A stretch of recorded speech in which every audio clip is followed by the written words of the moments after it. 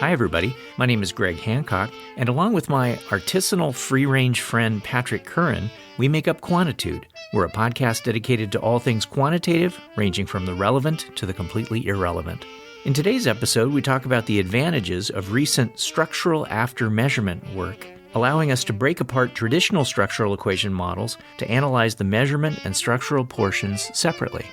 Along the way, we also mention the baseball playoffs, fire pit faceplant, the gluten cabinet, pumpkin inadequacy, a soupçon of ginger, free-range muffins, fancy pants souffle, drunken whac-a-mole, flexing lats, and blue on black.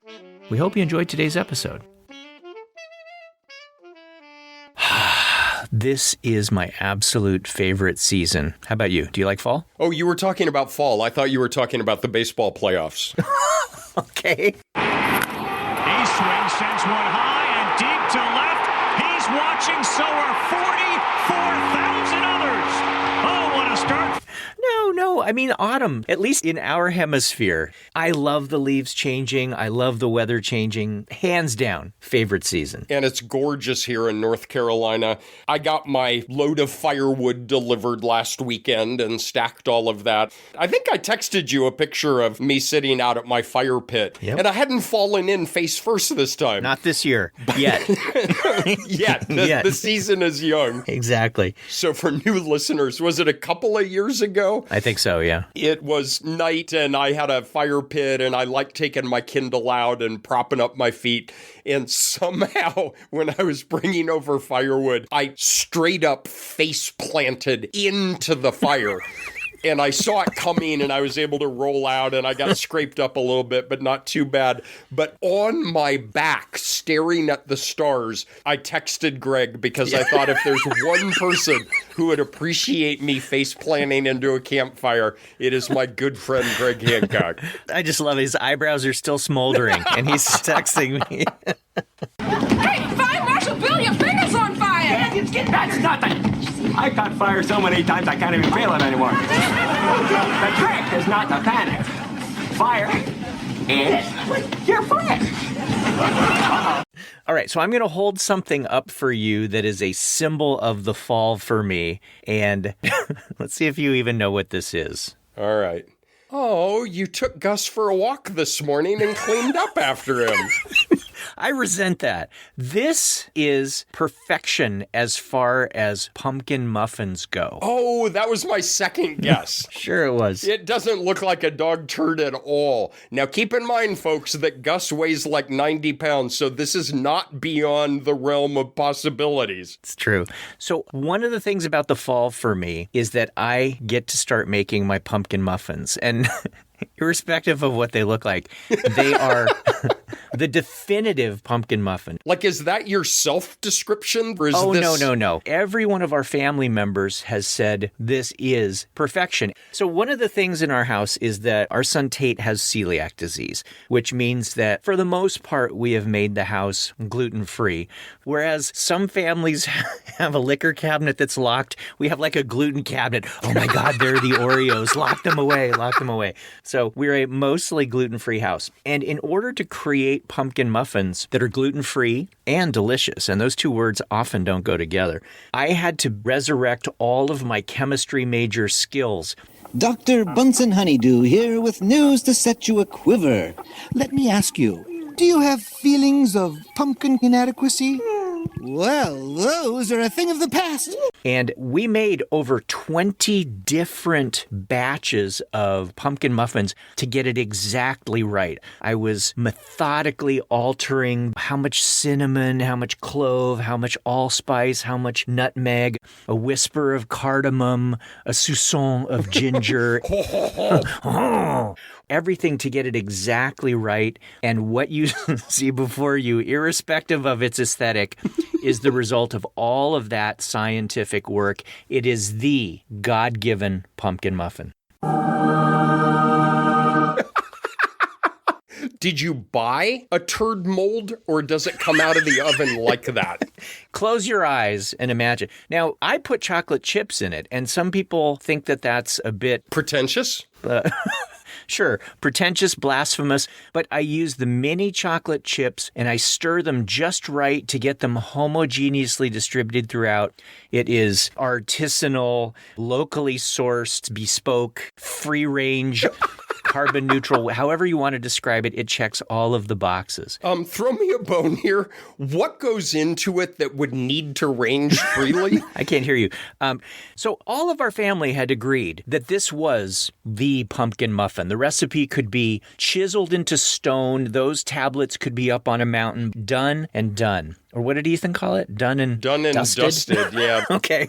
So I made this giant Sunday brunch that included my challah French toast, gluten-free, delicious, egg souffle for the savory palate, sausage, or as our British friends call them, bangers, and the pumpkin muffins of truth. And for those people who were more sweet-oriented, like Tate tends to like sweet, Quinn tends to like sweet, the French toast, you know what they said about the muffins? They said, I don't know, they seem too sweet. And I'm like, whoa, wait a minute. We all agreed that this was the pumpkin muffin of truth. I tend to be a more savory breakfast guy. Sydney tends to be more savory. And we ate that and we go, maybe this muffin's got a little bit too much ginger. And so this muffin that we thought was absolutely perfect, none of us thought it was right. So now it's going to tie together so beautifully. You're going to weep. We're going to actually have to pause the recording for you to get a tissue. I'm already weeping just watching the clock, so please. All right. Give me a construct that we assess in our world and give me some indicator items, questions, or whatever else. Oh, my. You're putting me on the spot. Let's go with depression, because it's just a fascinating one to me of what are the different dimensions? What does it relate to other things? Beck depression inventory is a classic, not the only method, but a classic method. And you want 4 items? Sure, why not? So, sadness, pessimism, sense of failure, and guilt. Okay. And there are a bunch more. I think there are 21 items on the BDI. Those are 4. Thank you. All right, so now I would like to model depression using responses to these 4 items as indicators of that. And so I run a typical confirmatory factor analysis on that. And not all of the loadings are exactly the same. I'm assuming that you chose these 4 because they are relatively well-established indicators. But we run this, and you'd expect that we get really good fit on this, right? Yes, I would anticipate a 4-indicator single-factor CFA would well represent the observed data. There you go. And the parameters that we would wind up estimating, we're going to get some loadings. We're going to get some error variances out of this. I think this has maybe a couple of degrees of freedom, so we have some ability to assess fit. And those loadings tell us something about the extent to which each of those items, and they were sadness, pessimism, sense of failure, and guilt, right? Yes. The extent to which those load on or relate to that underlying factor. Now, here's what I'd like you to tell me. What is something we might use that construct of depression to predict? Ooh. Some work I've been doing recently with a colleague is in college retention of undergrads, and a key issue is depression predicting school failure, academic achievement. So let's say we have some kind of outcome measure of academic performance in undergraduate students, however you define that. Excellent. And let's define it as a score for right now. So now I have scores for everybody on sadness, pessimism, sense of failure, and guilt, and some measure of academic performance. And so I run a model where I have 4 indicators of the latent variable depression, and then I have a path going from depression to academic performance.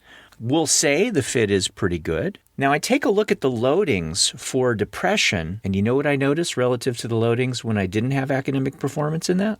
The loadings for the 4 items are not going to be exactly the same, because now the model doesn't just have to choose loadings to accommodate the relations among the items themselves. Now the loadings have to serve the role of how those variables themselves relate to the outcome.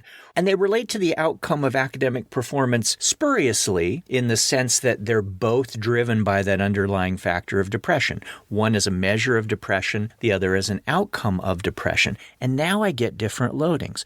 So this factor that was absolutely perfect in my view, I've got these items that I think reflect depression, a beautiful CFA model, and I've got a sense of what role each of those items plays in that. Now when I've got an outcome, it's not the same anymore. Is that still depression?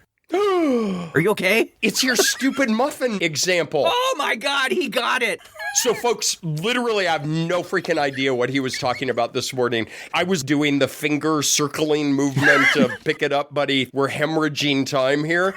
Here is my prediction. The muffin didn't change, but when you put it next to your thing, it suddenly seemed too sweet. Look at you. You cracked the code. That's right. Depression is the muffin of truth. And we had these loadings that helped us to understand the relation that the observed manifestations had to that underlying construct. And then when we put it next to something else, our perception of it has changed, just like the loadings have changed. And it should bother us. If the loadings change a little bit, you probably go, yeah, okay. I mean, that makes sense because the model has an additional variable in it. What if the loadings change a lot? Is there some point at which you start to get uncomfortable in calling that depression anymore? Well, let's establish one thing, is you can have your fancy pants souffle on the table, or you can have your fancy pants souffle off the table. Your muffin still looks like a dog turd. So, but it's the turd of truth. It is the turd of truth. All right. And folks, this is not a hypothetical. I have walked with Gus. I have seen what Gus is capable of producing. He really did leave a trail of muffins around the lake. It's free range. Aside, it's a free range muffin. That's the free range part. There you go. You got to walk all the way around the lake to get a pan full of muffins. All right, setting that aside, it starts to warp how you think about everything we do on a daily basis.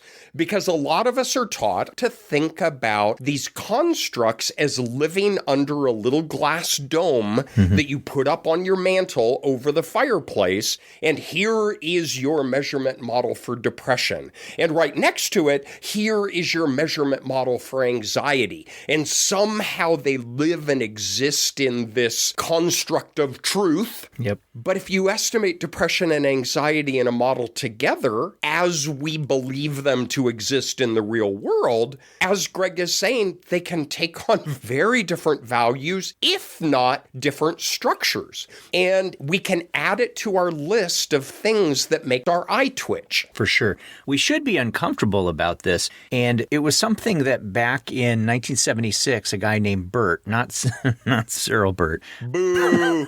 Boo! Horrible person. Horrible right? person.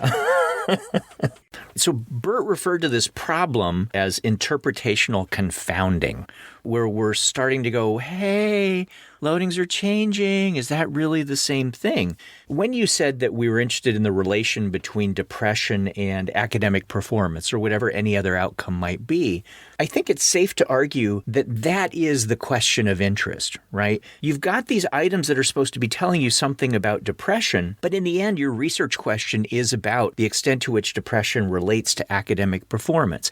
Another way of saying that is that in that whole model, we got a lot of stuff going on. We got loadings, we got error variances, we've got factor variance, we've got residual variance for the outcome, we've got the structural path that we care about. Of all of that stuff, the structural path is just one parameter, but that's the reason for what we're doing. And so then the question is, why do we even need that measurement model in the first place to assess the relation between depression and academic performance? Well, two arguments are often made. And again, we're trying to summarize a century of work here that goes back to Spearman, who was not a horrible person, by the way. He's a military man. He was, actually. Thank you for your service, Charles. So one is we're making a statement statement about the psychometric structure of our items and what we believe to have given rise to them.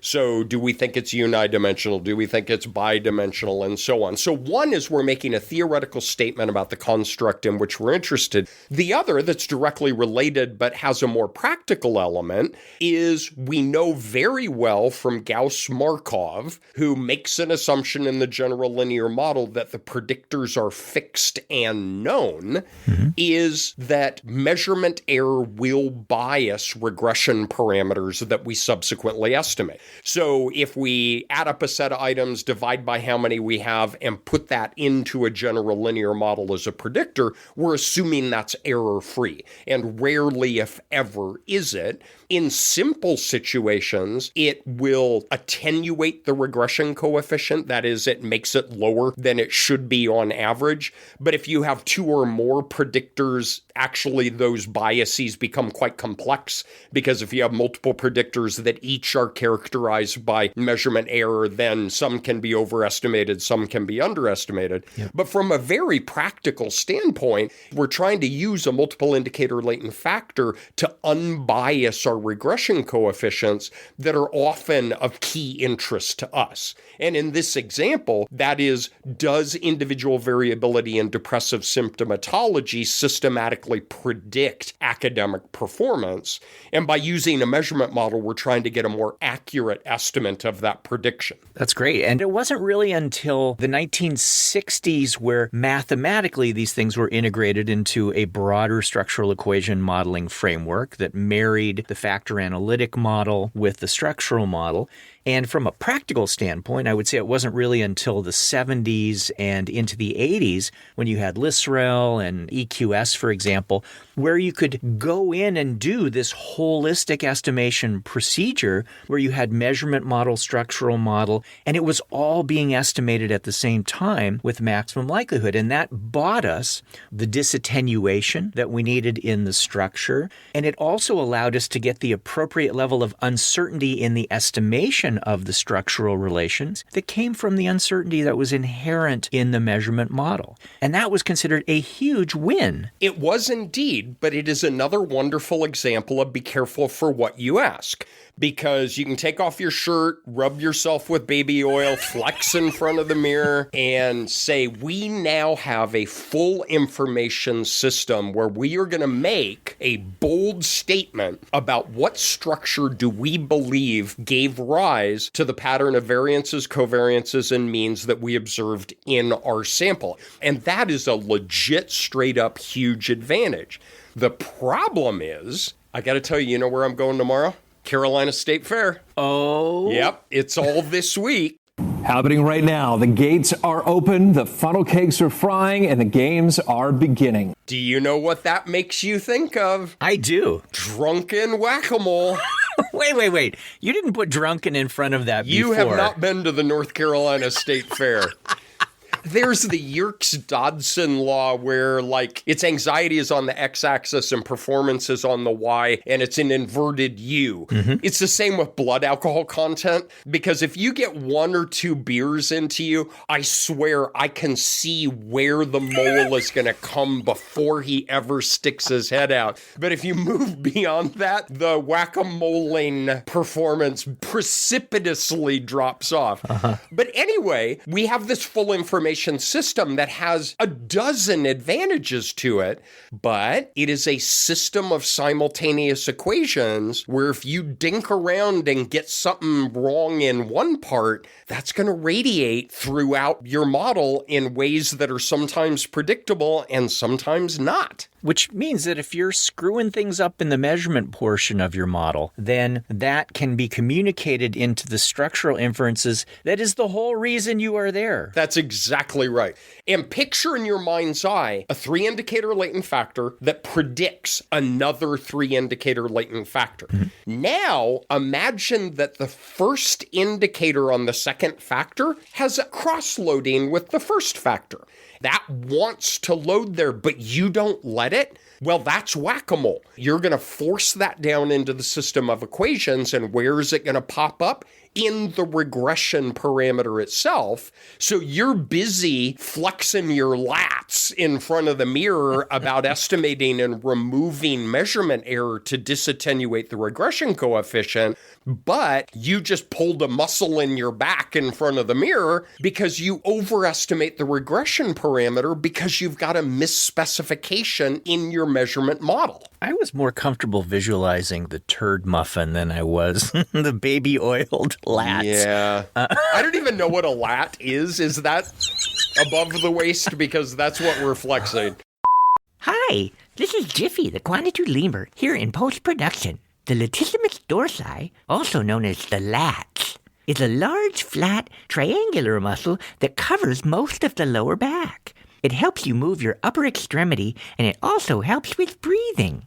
One other important thing about the lats, absolutely no one wants to see Patrick and Greg flexing them.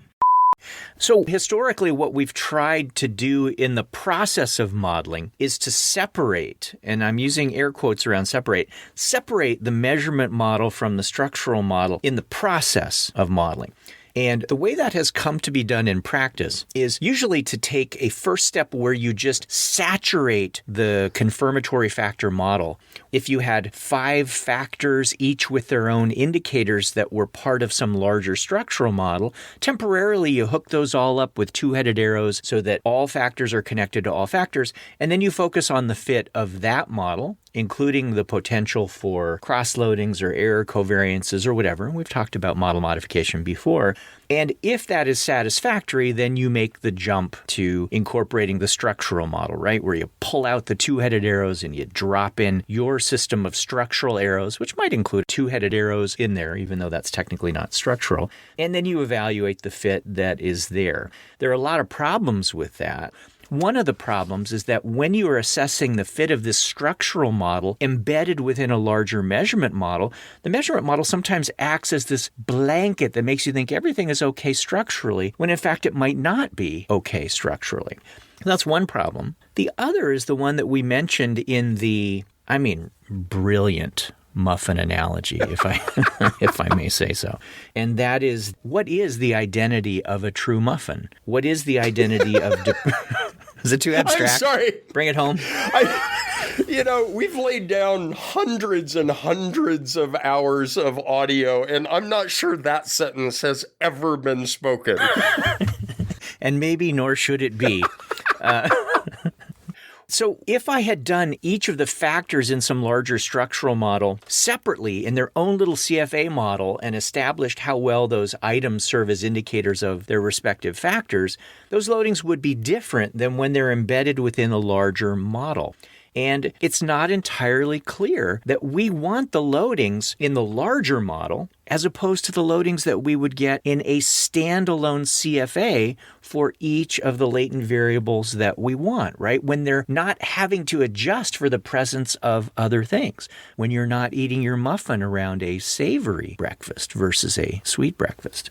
And so the idea of separating the measurement and structural model that has been, well, honestly, advocated pretty much every decade for the last half century is that we no longer treat the structural model as though it's embedded within a measurement model, but we pull apart the estimation of the measurement model and structural model entirely.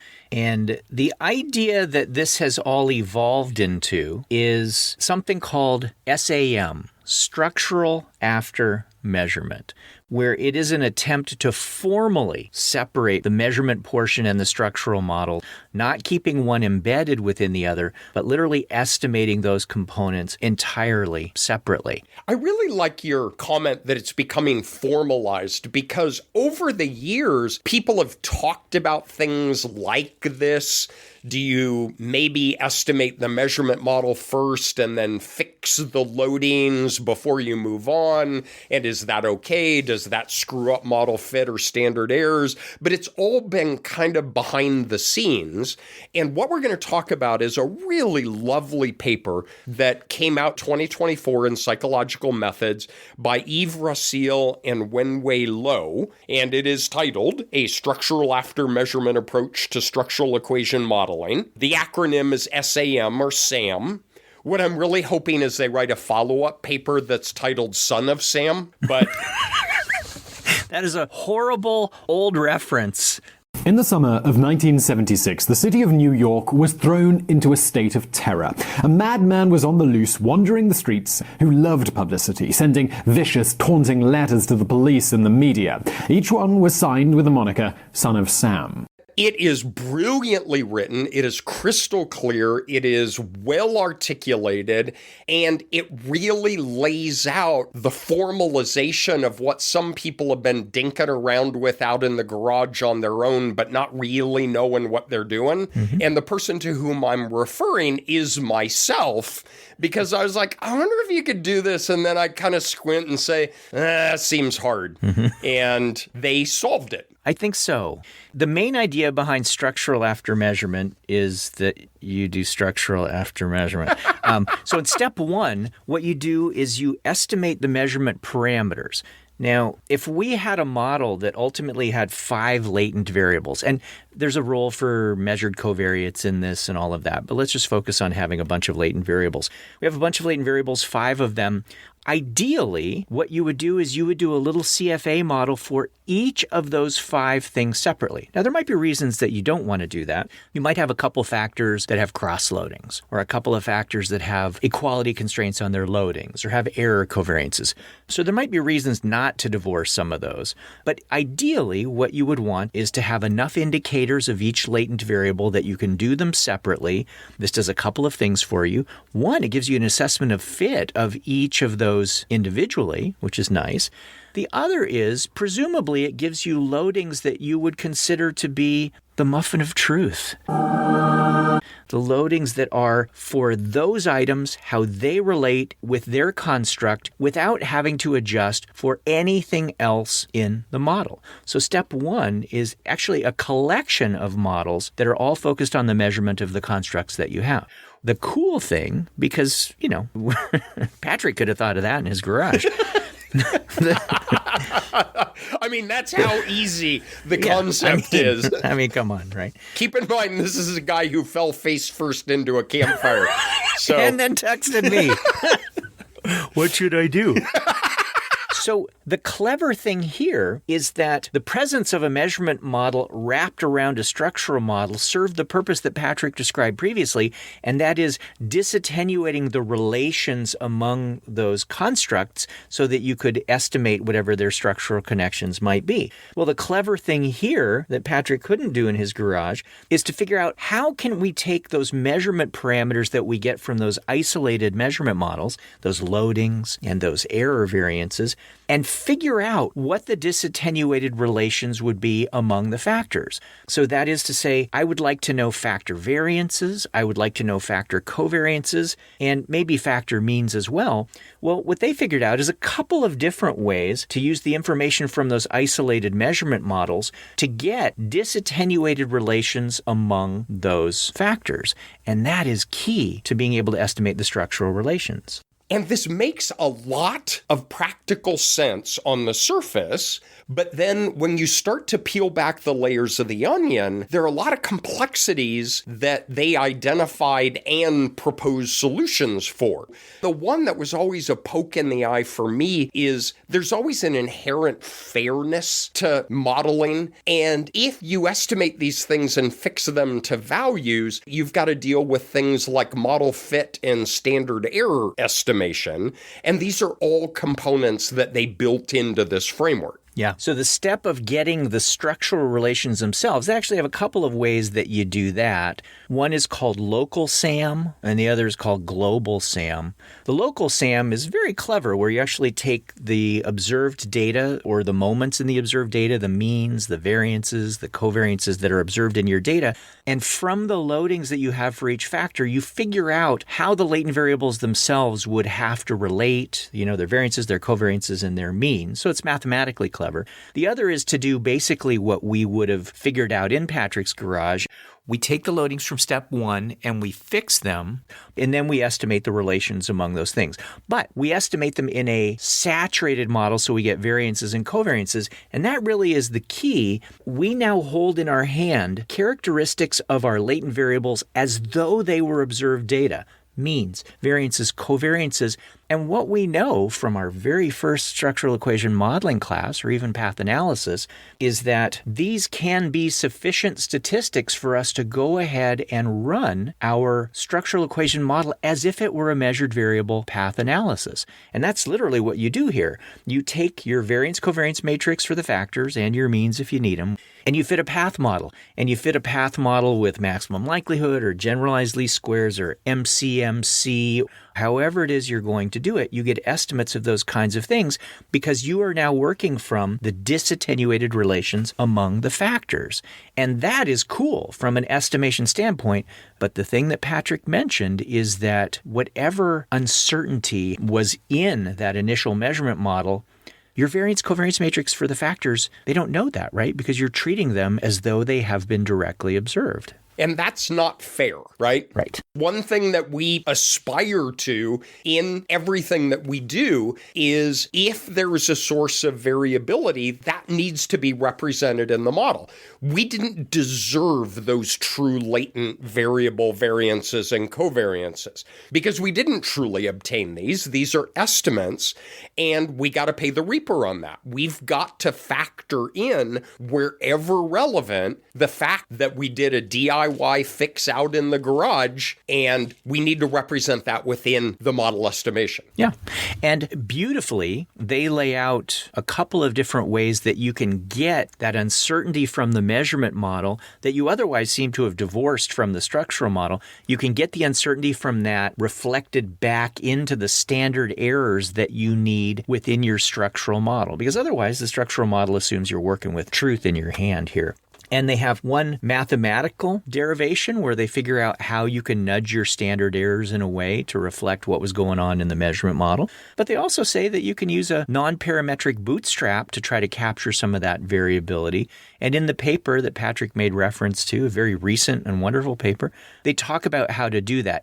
It's kind of funny. It's like in an appendix, and to me, that's one of the big contributions is how to reclaim that uncertainty from the measurement model and get it into the structural model to resolve this fundamental unfairness problem that Patrick is talking about. So you can pay the reaper drunken whac-a-mole. Dude, come on, man. Okay. This is not that whatever hard. It is. Muffin of truth. Now, the thing that I like about this a lot, and I'm a little bit personally invested in this, is that now I can get fit indices that are tailored specifically to the structural portion of the model. When I get fit indices for a model that has a structure embedded within a larger measurement model, there are often way more measurement-related parameters in that model than there are structural parameters, and the measurement model can really wind up hijacking the fit. Well, there is no measurement model here. You are focused only on the structural relations, so you can get fit indices that are tailored specifically to the structure, not dampened or attenuated by the presence of a measurement model. I actually wrote a little bit about this, and that's why I said I'm sort of invested in this back in 2011 with a friend of mine, Ralph Mueller, where we had talked about, for example, getting some SRMR, standardized root mean square residual, that is completely at the structure level so that your residuals in that case reflect your inability to explain the relations that are going on structurally. Well, Rossiel and Lowe talk not just about having fit for each of the little measurement models that you have, but being able to get fit that's tailored to your structure here, which I think is probably much more important. To clarify, I don't think fit at the measurement model is unimportant. It's just that I think by the time you're asking structural questions, you've usually worked out your measurement demons and you're not just, hey, let's try out these items for the first time. And so your ultimate goal is to understand how well your theoretical structure explains the relations among the constructs or standalone variables that you have. So I love the idea of having fit indices that can be tailored to the structure. Some more easily than others, but I think it's a very reasonable thing to want to do. Bauer and I co-teach an SEM class, and we have an example that was from the published literature, and it has multiple indicator latent factors with structures among the factors. And the measurement model has something like 90 parameters, and the structural model has 6. So what's that great 90s song, Blue on Black, Whisper on a Scream? It's an awesome song. Whisper on a scream doesn't change a thing, don't bring you back. Blue on black. But it's like if you have 90 parameters in the measurement and 6 in the structure, that is very much a blue on black kind of thing. Is when you look at global measure of fit, the measurement is absolutely wiping out the structure. Blue on black. So for me, among the advantages of this approach are that you can really isolate what's going on structurally. I think the compartmentalization of this process, where you're looking at measurement chunks and then you're looking at structure chunks, I think is very nice, maybe insulating you against misspecification problems down there in the measurement model. I also like that with smaller models here, I get a couple of senses. One is that you might have more opportunity to use a variety of different estimators because you don't have this massive model that you're trying to do all at once. And they are massive, right? You start throwing in 5 or 6 indicators of 8 factors, and oh my God, you've got so many parameters that you're trying to estimate simultaneously. The compartmentalization of this actually can really work to your advantage from an estimation standpoint, and then also potentially from a sample size standpoint, in that you might be able to, I say might because we could certainly try and break this some way, but you might be able to accommodate smaller samples because you are isolating portions of the model and not trying to do the whole damn thing at once. In the example that I was referring to from the published literature, it had along the lines of 200 degrees of freedom and a sample size of 135. So it's exactly in the situation that you're talking about, because in a lot of areas that a lot of us work in, a sample of 100, of 80, of 120, those are not unreasonable samples. And you got to be able to afford what you're going to buy in terms of sample size and sample stability. And that is another key advantage of this structural after measurement approach.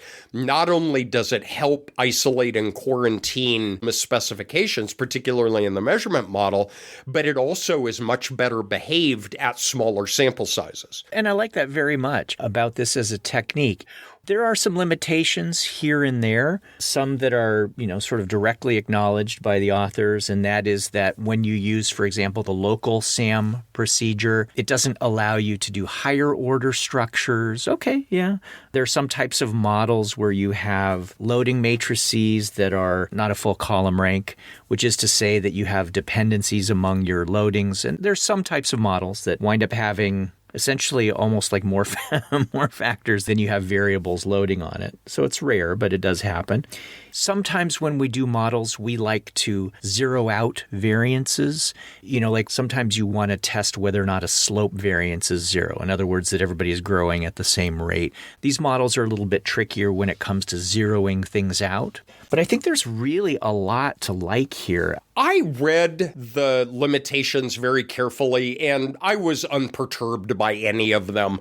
I mean, they're spot on, of course, but pretty minor. You got to start getting into some atypical models that stuff would kick in. And then they propose solutions to a number of them by moving to the global SAM instead of the local, as they recommend using local when possible, but global overcomes some of the limitations. I was not bothered by those.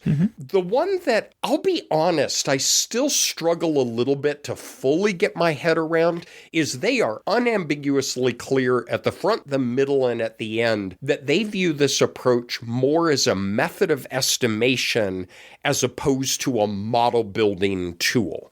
And I get that at 30,000 feet, but I still haven't quite gotten my head around it, because what that implies to me is when you have your final model, this is a way of protecting against misspecification, of better performance at smaller n, of still being able to disattenuate regression coefficients and so on.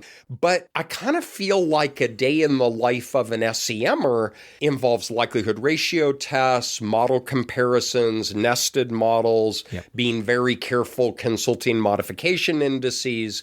Do you have a better insight into that than I do? I don't. I didn't feel like all of the details that we encounter in the practice of modeling have been resolved yet. And I don't hold that against the authors. It just means, the way we like to say is that there are more dissertations out there to be done, right? A lot more things to think about. And to be clear, it doesn't bother me in the slightest. It's just a distinction that I still need to go out on the back deck and think about a little bit. I agree. One thing I particularly like about their work, they also have made available a set of computational tools that makes this very straightforward to use in practice. Right. They have the SAM function that you can use when you're doing Lavon to do your structural modeling, and it takes care of this. And it's one of the things that I like about research today. It used to be the case that we would propose these methods and we would be like, all right, Godspeed. And you'd sort of send people out there to try and figure out how they could do it. But now a very common part of the papers that we have, which I love, is that people try to put it in the hands of other people. And this is done through the SAM function that you have in Lavon. I love that because it gives people the ability to use it, but it also gives people the ability to study it, right? To do more work on that it's embedded in there. So kudos to the authors to make this available for people to do further work with and on SAM. Dude, what in God's name are you holding? It's my muffin. I'm going to have a big bite of my muffin of truth. Don't eat the turd. Dude, that can't be healthy for you. Don't eat It's not a turd. Oh, God. It is delicious. Oh, my God, it's perfect. Oh, God, that's so disgusting. The soupçon of ginger is amazing. I'm out. Thanks, everybody. Thanks so much for joining us. Don't forget to tell your friends to subscribe to us on Apple Podcasts, Spotify, or wherever they go for a soupçon of silliness to spice up their day. You can also follow us on X or Blue Sky and visit our website, quantitudepod.org, where you can leave us a message, find organized playlists and show notes and syllabi, search for past episodes, and other fun stuff. And finally, check out our cool Quantitude merch, like shirts, mugs, stickers, and spiral notebooks from redbubble.com, where all proceeds from non-bootleg authorized Quantitude Pod merch go to donorschoose.org to help support low-income schools. You've been listening to Quantitude, the podcast equivalent of cardamom, which is to say you have access to it, but quite honestly don't remember why you have it or what to do with it. Today's episode has been sponsored by The Great Statistical Bake-Off, where there's not only the pumpkin muffin of truth, but also the eclair of robustness, the crepes of linearity, the macaron of unbiasedness, the profiterole of independence, the fritter of randomness, the vol au vent of normality, and the scone of uncertainty. Delicious and enlightening. But don't worry, I don't want to hurt your fillings or be misconstrued. Now you don't need a pinch or even a smidgen of baking skills to enjoy these treats, because making them is a piece of cake. Just use the new R package, Baklavan. Greg, are you okay? I'm on a roll, Jif. A cinnamon roll, huh? Are you able to stop? I don't think I remember how. I can only imagine. Oh boy, this is most definitely not NPR. NPR Rugelach. Send help.